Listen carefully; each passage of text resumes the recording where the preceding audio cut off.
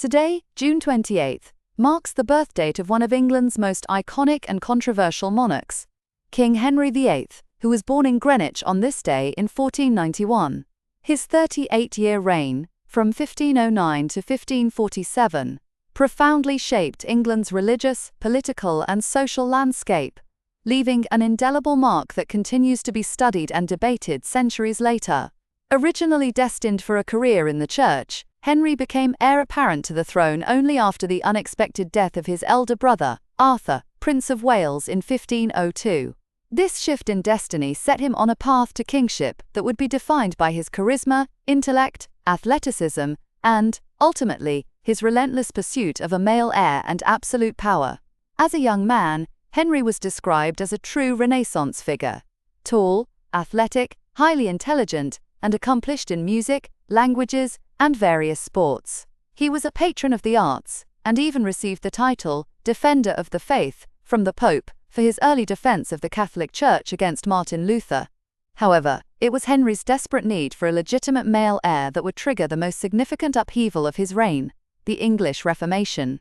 His desire to annul his marriage to Catherine of Aragon, who had only borne him a daughter, Mary, met with firm resistance from Pope Clement VII. Frustrated by the Pope's refusal, Henry took drastic measures. In 1534, through the Acts of Supremacy, he declared himself the supreme head of the Church of England, effectively severing ties with papal authority in Rome. This audacious move had far-reaching consequences. It not only established the Church of England, but also led to the dissolution of the monasteries, a massive redistribution of wealth and land that significantly enriched the crown and strengthened Henry's grip on power. While Henry himself remained largely conservative in his theological beliefs, this break with Rome paved the way for Protestant reforms in England. Henry's personal life remained tumultuous, marked by his infamous 6 marriages. Catherine of Aragon, divorced; Anne Boleyn, executed; Jane Seymour, died; Anne of Cleves, annulled; Catherine Howard, executed; and Catherine Parr, survived him.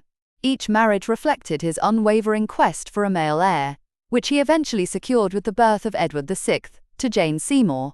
However, the succession remained precarious, with his daughters Mary and Elizabeth both declared illegitimate at different points. Beyond the religious and marital dramas, Henry VIII's reign saw significant developments in governance. He centralized royal power, often bypassing traditional checks and balances, and cultivated an image of absolute monarchy.